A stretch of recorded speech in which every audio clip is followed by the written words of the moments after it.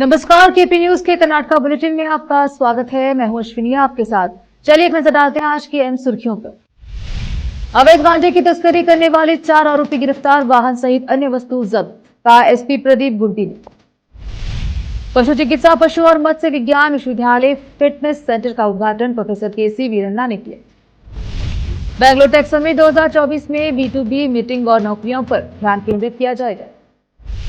KPCC प्रवक्ता का कहना है कि भाजपा सीएम सिद्धरामैया को केजरीवाल की तरह जेल भेजना चाहती है।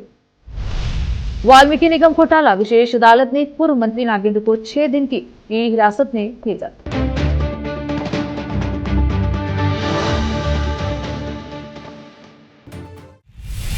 समाचारों का सिलसिला शुरू करते हुए देखते हैं समाचार विस्तार से। पहले समाचार स्थानीय। अवैध गांजे की तस्करी करने वाले 4 आरोपियों को गिरफ्तार किया गया है और 3,19,74,730 रुपए बरामद किए गए हैं। जिला पुलिस अधीक्षक प्रदीप गुंटी ने कहा कि कीमती सामान जब्त कर लिया गया है और आरोपियों को न्यायिक हिरासत में भेज दिया गया है। वह शनिवार को जिला पुलिस परेड ग्राउंड में बुलाई गई प्रेस वार्ता को संबोधित कर रहे थे।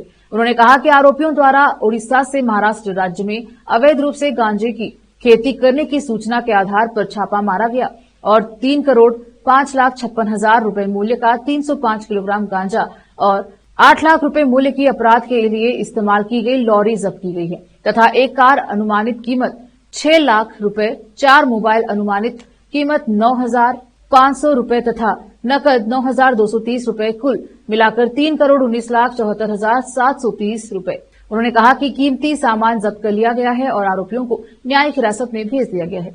इस प्रेस कॉन्फ्रेंस में अतिरिक्त पुलिस अधीक्षक Mahesh Meghanavar, Bidar DYSP Shivanagouda Patil, Humnabad DYSP JS Nyamegouda, Gandhiganj CPI Hanuma Reddappa और अन्य पुलिस विभाग के कर्मी आदि उपस्थित रहे। कैमरामैन पपुराज का कवरेज। इन्हें नಮಗೆ ಒಂದು ಮಾಹಿತಿ ಬರುತ್ತದೆ। ಬಂಗೂರು ಚೆಕ್ ಪೋಸ್ಟ್ ಒರಿಸ್ಸಾದಿಂದ ಮಹಾರಾಷ್ಟ್ರ ಹೋಗುವ ಒಂದು ಲಾರಿಯಲ್ಲಿ ಗಾಂಜಾ ಸಾಗಣೆ ಆಗ್ತಿರಬಹುದು ಅನ್ನೋ ಮಾಹಿತಿ ಸಿಕ್ಕಿರುತ್ತದೆ। ಆ ಲಾರಿ ಒಟ್ಟಿಗೆ ಒಂದು ಎಸ್ಕಾರ್ಟ್ ವೆಹಿಕಲ್ ಅಂದರೆ ಅವರಿಗೆ ಪ್ರೊಟೆಕ್ಷನ್ಗಾಗಿ ಅಥವಾ ಅವರಿಗೆ ವಾರ್ನಿಂಗ್ ಕೊಡುವುದಕ್ಕಾಗಿ ಇನ್ನೊಂದು ವೆಹಿಕಲ್, ಇನ್ನೊಂದು ಕಾರು ಕೂಡ ಈ ಸಾಗಣೆಗೆ ಸಹಕರಿಸುತ್ತಾ ಈ ಲಾರಿ ಒಟ್ಟಿಗೆ ಹೋಗ್ತಾ ಇದೆ ಅನ್ನೋ ಮಾಹಿತಿ ನಮಗೆ ನಿನ್ನೆ ಬರ್ತದೆ। ಮಾಹಿತಿ ಬಂದ ತಕ್ಷಣ ನಾವು ನಮ್ಮ ಹಿರಿಯ ಅಧಿಕಾರಿಗಳು IG ಸಾಹೇಬರಿಗೆ ತಿಳಿಸಿ ಒಂದು ತಂಡವನ್ನು ರಚಿಸಿ ಸ್ಪಾಟ್ಗೆ ಕಳಿಸ್ಕೊಡ್ತೇವೆ ಬಂಗೂರು ಚೆಕ್ ಪೋಸ್ಟ್ಗೆ। ನಿನ್ನೆ ಈವ್ನಿಂಗ್ ಸುಮಾರು ನೈಟ್ ಟೈಮ್ ಕತ್ತಲಾದ ಮೇಲೆ ನೈಟ್ ಟೈಮ್ ನಮ್ಮ ತಂಡ ಅಲ್ಲಿ ರೈಡ್ಗೆ ವಾಚ್ ಮಾಡ್ತಿರುವಾಗ ಒಂದು ಲಾರಿ ಅನುಮಾನಾಸ್ಪದವಾಗಿ ಹೋಗ್ತಿರುವುದನ್ನು ಕಂಡುಬಂದು ಲಾರಿಯನ್ನು ತಡೆದು ನಮ್ಮವರು ಶೋಧನೆ ಮಾಡ್ತಾರೆ। ಸರ್ಚ್ ಮಾಡಿದಾಗ ಸುಮಾರು 300 ಕಿಲೋ ಗಾಂಜಾ ನಮ್ಮ ಪೊಲೀಸರಿಗೆ ಸಿಕ್ಕಿರುತ್ತದೆ। 300 ಕಿಲೋ ಗಾಂಜಾವನ್ನು ಪ್ಯಾಕ್ ಮಾಡಿ ಪ್ರಾಪರ್ಲಿ ಪ್ರೊಫೆಷ್ನಲಿ ಪ್ಯಾಕ್ ಮಾಡಿ 300 ಕಿಲೋ ಗಾಂಜಾವನ್ನು ಒರಿಸ್ಸಾದಿಂದ ಮಹಾರಾಷ್ಟ್ರಕ್ಕೆ ಸಾಗಣೆ ಮಾಡ್ತಿರುವುದಾಗಿ ಆರೋಪಿಗಳು ತಿಳಿಸಿರುತ್ತಾರೆ ನಮಗೆ ಮಾಹಿತಿ। ಎಲ್ಲ ಗಾಂಜಾವನ್ನು ನಾವು ಅಲ್ಲೇ ವಶಪಡಿಸಿಕೊಂಡು ಪ್ರೊಸೀಜರ್ ಪ್ರಕಾರ NDPS ಪ್ರೊಸೀಜರ್ ಪ್ರಕಾರ ಸೀಸ್ ಮಾಡಿ ಕೇಸ್ ಮಾಡಿರ್ತೇವೆ। 4 ಆರೋಪಿಗಳನ್ನು ನಾವು ವಶಕ್ಕೆ ಪಡೆದಿದ್ದೇವೆ। ಲಾರಿ ಡ್ರೈವರೊಟ್ಟಿಗೆ ಇನ್ನೊಬ್ಬರು ಲಾರಿಯಲ್ಲಿ ಸಾಗಣೆ ಮಾಡ್ತಿರುವವರು, ಅವರಿಗೆ ಪ್ರೊಟೆಕ್ಷನ್ ಆಗಿ ಇನ್ನೊಂದು ಹಿಂಬಾಲಿಸ್ಕೊಳ್ತಾ ಬರುವ ಇನ್ನೊಂದು ವೆಹಿಕಲಲ್ಲಿ ಇನ್ನೂ 2 ವಶಕ್ಕೆ ಪಡೆದಿರ್ತೇವೆ ಹಾಗೂ ಅವರ ಮೊಬೈಲ್ಸ್ಗಳನ್ನು ಕೂಡ ಸೀಸ್ ಮಾಡಿದ್ದೇವೆ। ಸ್ವಲ್ಪ ಮಟ್ಟದ ಹಣ 9,000 ರೂಪೀಸ್ ಅವರು ಕ್ಯಾರಿ ಮಾಡ್ತಿದ್ದಾರೆ, ಅದನ್ನು ಕೂಡ ನಾವು ಪಡೆದಿದ್ದೇವೆ। ಮಹಾರಾಷ್ಟ್ರ ತಗೊಂಡು ಹೋಗಿ ಅಲ್ಲಿ ಮಾರಬೇಕು ಅನ್ನೋ ಉದ್ದೇಶದಿಂದ ಅದನ್ನು ಸಾಗಣೆ ಮಾಡ್ತಾ ಇದ್ದೇವೆ ಅಂತ ಅವರು ನಮಗೆ ತಿಳಿಸಿರುತ್ತಾರೆ। ಸೊ ಯೆಸ್ಟರ್ಡೇ ನಮ್ಮ ಇಡೀ ತಂಡ ಒಂದು ಗಾಂಜಾ ರೈಡನ್ನು ಯಶಸ್ವಿಯಾಗಿ ನಿನ್ನೆ ಮಾಡಿದ್ದಾರೆ। ಸೊ ಅದನ್ನು ನಿಮ್ಮ ಮೀಡಿಯಾ ಮುಖಾಂತರ ನಾನು ಎಷ್ಟು ಅರೌಂಡ್ ಒಂದು 3 ಕೋಟಿ ರೂಪಾಯಿ, 1 ಲಕ್ಷ ರೂಪಾಯಿ ಕೆಜಿ, 1 ಕಿಲೋ 1 ಲ್ಯಾಕ್ ರೂಪೀಸ್ ಅಂತ ಮಾರಬೇಕಂತ ಇರ್ತಾರೆ ಅವರು। ಸೊ ಆ ಲೆಕ್ಕನಲ್ಲಿ ನೋಡಿದರೆ 300 ಲಕ್ಷ ಅಂದರೆ। पशु चिकित्सा, पशु एवं मत्स्य विज्ञान विश्वविद्यालय के प्रोफेसर केसी वीरन ने छात्रों को अपनी पढ़ाई के साथ साथ अपने शारीरिक और मानसिक स्वास्थ्य पर भी ध्यान देने की सलाह दी। वह शनिवार को बीदर के कमथाना के पास पशु चिकित्सा, पशु और मत्स्य विज्ञान विश्वविद्यालय नंदीनगर परिसर में छात्रावास द्वारा आयोजित एक सामुदायिक फिटनेस सेंटर का उद्घाटन करते हुए बोल रहे थे। बीदर जिले के पूर्व सांसद भगवंत ने कहा कि नोएडा स्थित नेशनल फर्टिलाइजर मैन्युफैक्चरिंग कंपनी के CSR अनुदान के तहत एक सामुदायिक फिटनेस सेंटर स्थापित किया गया है, जिन्होंने केंद्रीय मंत्री रहते हुए इस परियोजना को मंजूरी दी थी। इस अवसर पर विश्वविद्यालय के प्रबंधन और बोर्ड के सदस्य बसवराज भटपुरगे, डॉक्टर MK टांडेल, विश्वविद्यालय के अधिकारी सहित कर्मचारी एवं विद्यार्थी उपस्थित रहे। बीदर शहर के रंग मंदिर में आज Karnataka state scientific research council द्वारा पुरस्कार कार्यक्रम का आयोजन किया गया, जिसमें विभिन्न क्षेत्र में अपना योगदान दिए व्यक्तियों को पुरस्कार से सम्मानित किया गया। इस मौके पर Karnataka state scientific research council के बेंगलुरु के संस्थापक निर्देशक हुलिकाल नटराज ने मीडिया से बात की। कैमरामैन पपुराज का कवरेज। रोकते हैं समाचारों का सिलसिला, लेते हैं छोटा सा ब्रेक।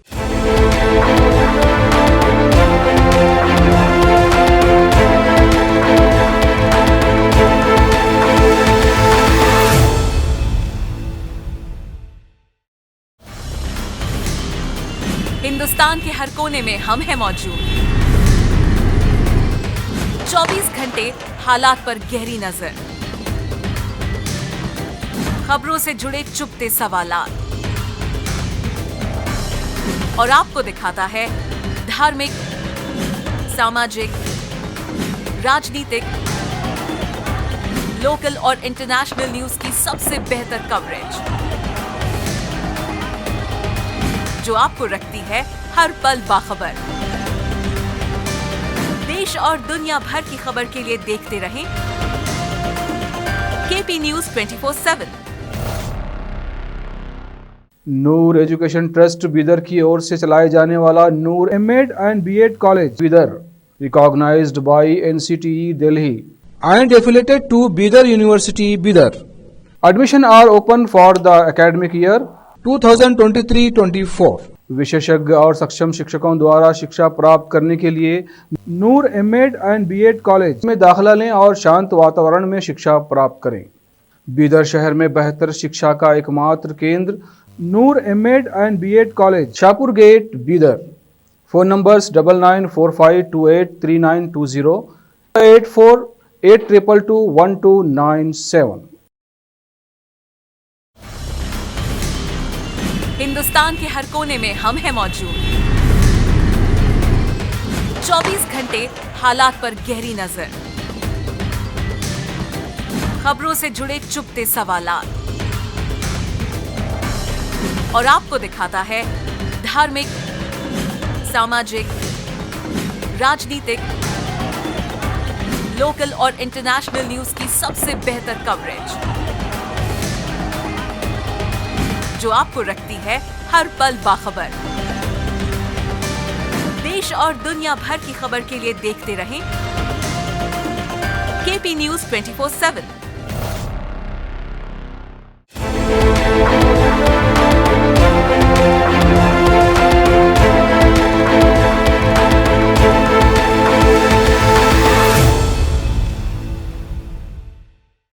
ब्रेक के बाद स्वागत है आपका, देखते हैं समाचार।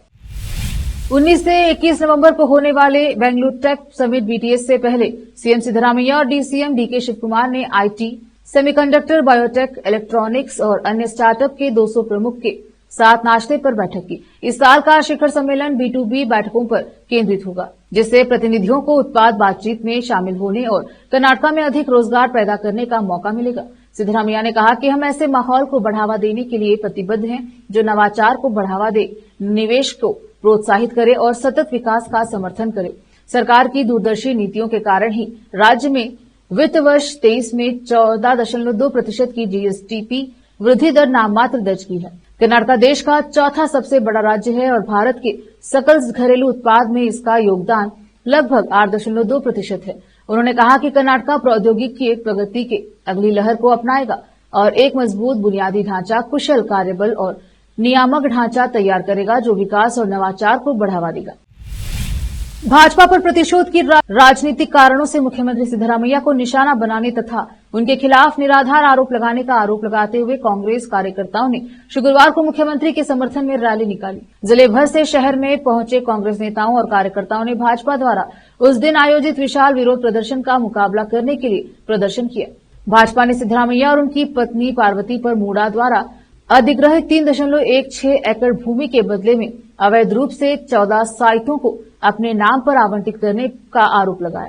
भाजपा कथित घोटाले की सीबीआई जांच की भी मांग कर रही है। इंस्टीट्यूट ऑफ इंजीनियर्स के पास एकत्रित हुए कांग्रेस नेताओं ने भाजपा और उसके प्रदेश अध्यक्ष बीवाई विजेंद्र के खिलाफ नारे लगाए और भगवा नेताओं को अपने आरोपों को साबित करने के लिए दस्तावेज पेश करने की चुनौती दी।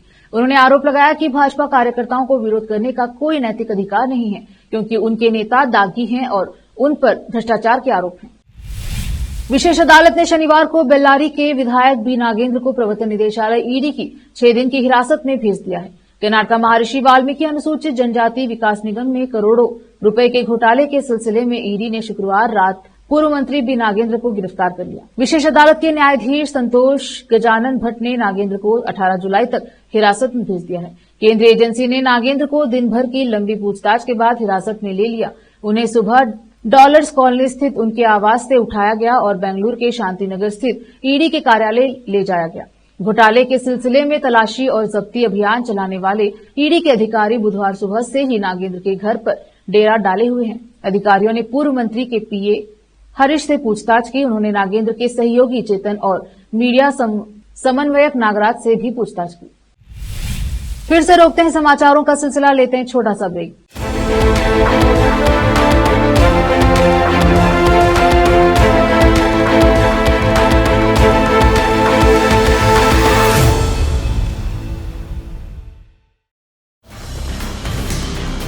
हिंदुस्तान के हर कोने में हम हैं मौजूद। 24 घंटे हालात पर गहरी नजर, खबरों से जुड़े चुपते सवालात और आपको दिखाता है धार्मिक, सामाजिक, राजनीतिक, लोकल और इंटरनेशनल न्यूज की सबसे बेहतर कवरेज, जो आपको रखती है हर पल बाखबर। देश और दुनिया भर की खबर के लिए देखते रहें KP news 24/7। Noor education trust Bidar की ओर से चलाए जाने वाला Noor MEd and BEd college Bidar, recognised by NCTE Delhi and affiliated to Bidar University, Bidar. Admission are open for the academic year 2023-24. विशेषज्ञ और सक्षम शिक्षकों द्वारा शिक्षा प्राप्त करने के लिए नूर एमएड एंड बीएड कॉलेज में दाखिला लें और शांत वातावरण में शिक्षा प्राप्त करें।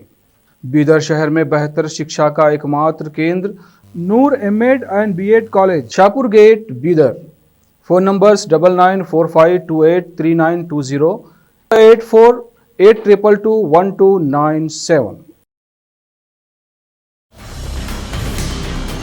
हिंदुस्तान के हर कोने में हम हैं मौजूद। 24 घंटे हालात पर गहरी नजर,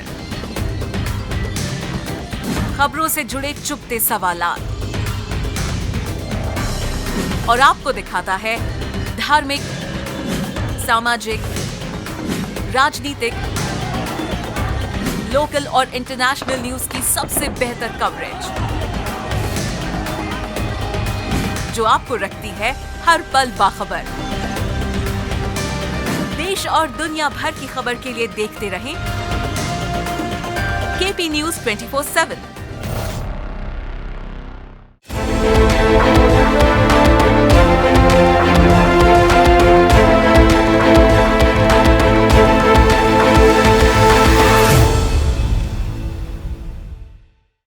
ब्रेक के बाद स्वागत है आपका, देखते हैं समाचार। लिचिंग भारत का राष्ट्रीय खेल बन जाएगा, आरएसएस वीएचपी बजरंग दल गुंडे हैं, एसडीपीआई की सैयदा सादिया ने आरोप लगाया। एसडीपीआई ने एनडीए सरकार के तहत बड़े पैमाने पर लीचिंग, लूटपाट और विध्वंसकारी कृत्यों की निंदा करते हुए मुस्लिम चौक पर विरोध प्रदर्शन किया। एसडीपीआई की उपाध्यक्ष सैयदा सादिया ने मीडिया से बात की और भाजपा, आरएसएस, बजरंग दल पर जमकर निशाना साधा। उन्होंने कहा कि लोकसभा चुनाव के बाद भाजपा खुलकर मुसलमानों के खिलाफ आ गई है। उन्होंने कहा कि बजरंग दल, आरएसएस, वीएचपी, भाजपा ने लिंचिंग का खेल शुरू कर दिया है और यह खेल ओलंपिक में होगा। उन्होंने कहा कि अब मुसलमानों पर हमला हो रहा है। मुसलमानों की दाढ़ी, टोपी, खाना, फ्रिज पर भी हमला हो रहा है। गुलबर्गा से इमरान खान की रिपोर्ट। बात से तो हिंदुस्तान जो है वो दुनिया में पूरी सुर्खियों में बना हुआ है, क्योंकि बीजेपी गवर्नमेंट की जो अचीवमेंट्स हैं और जो कंट्रीब्यूशन है, गैर इंसानी कंट्रीब्यूशंस और इनकी achievements in crime and corruption, वो पूरा मुल्क देख रहा है, पूरी दुनिया देख रही है। खास तौर से लोकसभा इलेक्शन के बाद से बीजेपी बहुत खुल के आ गई है अपने उन विंग्स के साथ, जिनको हम बोलते हैं गुंडे, ठीक है ना। ये आपके बजरंग दल हो कि आपके आरएसएस की और जो भी वीएचपी वगैरह हो, कि इन्होंने एक नया खेल शुरू कर दिया है। अब मैं समझती हूँ आने वाले दिनों में ओलंपिक्स में ये गेम जाएगा इंडिया की तरफ से, ये इंडिया का नेशनल गेम होगा, लिंचिंग। खास तौर से मुसलमान हर तरीके से अंडर अटैक है। दाढ़ी हो तो अंडर अटैक, टोपी लगाए तो अंडर अटैक, और मुसलमानों की औरतें हिजाब पहनती तो अंडर अटैक, घर भी अंडर अटैक, मस्जिद अंडर अटैक, मदरसा अंडर अटैक, हमारा खाना पीना, यहाँ तक कि हमारे फ्रिज वो भी अंडर अटैक है। घरों से फ्रिज लेके जा रहे हैं ये देखने के लिए कि फ्रिज में हमने क्या छुपा रखा है। शर्म की बात है, इतनी नीच हरकतें और इस तरह की जालिमाना हरकतें अब तक इंसानी तारीख में नहीं हुई, जो ये नई अचीवमेंट्स अब लोकसभा इलेक्शन के बाद से बीजेपी दिखा रही। क्योंकि हमारा साफ मानना है, बगैर किसी बैकअप के खुलेआम दिन की रोशनी में ऐसी गुंडागर्दी को नहीं की जा सकती। तो चूंकि ये जो खेल, खूनी खेल हिंदुस्तान की सरजमीन पे खेला जा रहा है, social democratic party of India, जो कि एक बहुत बड़ी पॉलिटिकल पार्टी है, कई स्टेट्स में एस्टैब्लिश पार्टी है, इंसानियत होने के नाते, क्योंकि हम दलित के लिए आवाज उठाते हैं, क्रिश्चियंस के लिए उठाते हैं, हम हर गैर इंसानी हरकत के लिए आवाज उठाते हैं। हमारी जिम्मेदारी है, हिंदुस्तानी होने की हैसियत से ये हमारी मॉरल ऑब्लिगेशन है कि हम इन लिंचिंग्स के खिलाफ आवाज उठाएं। तो सबसे पहले सीधे सीधे बीजेपी को सवाल है कि ये बंद होना चाहिए, और नहीं बंद होता है तो फिर क्या? तो फिर यही कि इसी तरह के आप देखेंगे कि प्रोटेस्ट जारी रहेंगे, क्योंकि हम चुप नहीं बैठेंगे, हम नहीं रुकेंगे। कोई भी ऐसी हरकत जो हमें लगती है कि इंसानियत के खिलाफ है, उस पर आवाज उठाई जाएगी। और दूसरा सबसे बड़ा सवाल, वो ठेकेदार पार्टी कांग्रेस कहाँ है? मुसलमानों के ठेकेदार बने फिरते हो, सेक्युलरिज्म का जो नकाब ओढ़े हुए हो, कहाँ हो तुम लोग? मुसलमानों से वोट बटोर बटोर के, मुसलमान लंबी लाइनों में लग लग के, ये जो बेशर्मों की तरह कांग्रेस को वोट दिया गया है, इनके रिप्रेजेंटेटिव्स कहाँ हो? आज क्यों सांप सूंघ गया तुम लोगों को? आवाज नहीं उठाते तो तुम काहे के लीडर?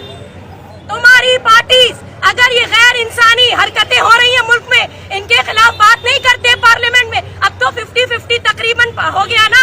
हाँ, इतने सारे रिप्रेजेंटेटिव लोकसभा इलेक्शन में चुन के गए पार्लियामेंट में, अब उठाओ ना आवाज, अब तुम्हारे को मौका मिला है। लेकिन ये नहीं उठाएंगे, क्योंकि जो 2014 से बीजेपी कर रही है, 2014 से पहले तक वो कांग्रेस करती आई है, और कांग्रेस बराबर खामोश रह के साइलेंटली इनका साथ दे रही है। सवाल दोनों से है, बीजेपी से और कांग्रेस से। और दूसरी बात, हम किसी पॉलिटिशियन पे डिपेंड नहीं है। ये मुल्क की जमीन, यहाँ का आसमान, यहाँ का कॉन्स्टिट्यूशन, फंडामेंटल राइट्स हमारे हैं, हमें कोई रोक नहीं सकता इनको प्रैक्टिस करने से। बेंगलुरु ग्रामीण के सांसद डॉक्टर सीएन मंजुनाथ ने मुख्यमंत्री सिद्धरामैया को पत्र लिखकर उनसे रामनगर जिले का नाम बदलकर बेंगलुरु दक्षिण करने के प्रस्ताव पर विचार न करने का आग्रह किया।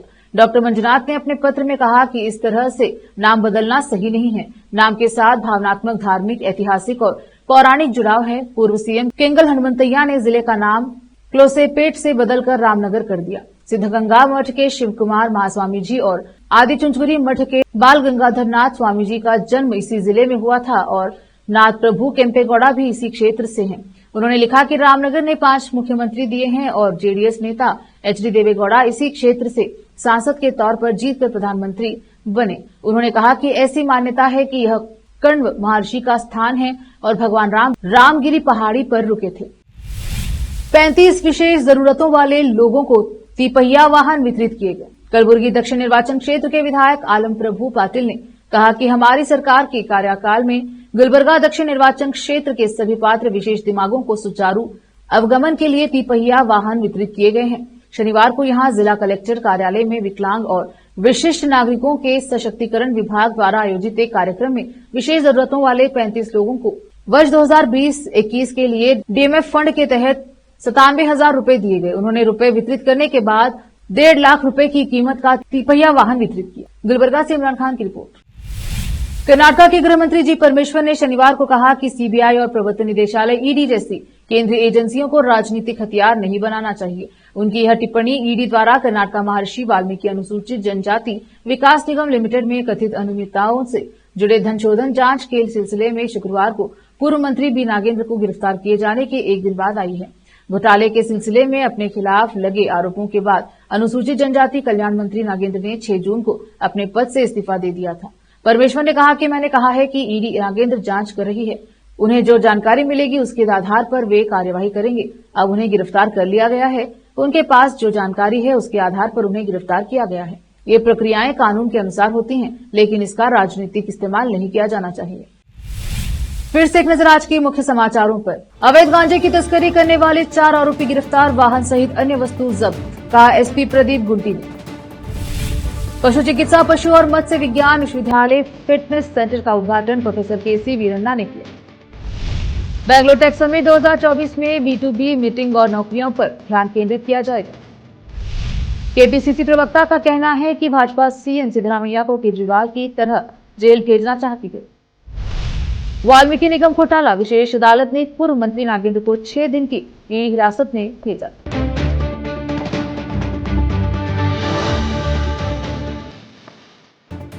केपी न्यूज के कर्नाटका बुलेटिन में अब तक के लिए इतना ही। देखते रहिए केपी न्यूज 24/7। धन्यवाद।